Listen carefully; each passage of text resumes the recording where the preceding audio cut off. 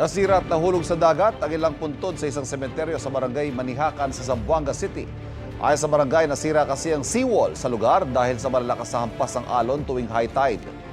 Inabisuhan na nila ang mga kaanak ng mga nakalibing doon na ililipat ang mga buto malayo sa dagat. Ininspeksyon na rin ng mga taga City Engineering Office ang pinsala sa seawall na isa sa ilalim sa rehabilitasyon. Sa Bugos, Cebu naman, sinimulan ng ipagawa ng ilang kaanak ang nasirang puntod ng kanilang mga yumaong mahal sa buhay sa Corazon Cemetery. Kasama yan sa mga napinsala ng magnitude 6.9 na lindol noong September 30. Nasira rin ang bone chamber dahil sa lindol.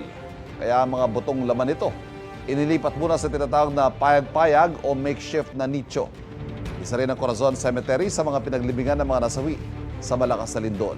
Kabilang ang 10 magkakaanak at magkapit-bahay na nadaganan ng mga gumuhong bato at lupa sa barangay Binabag.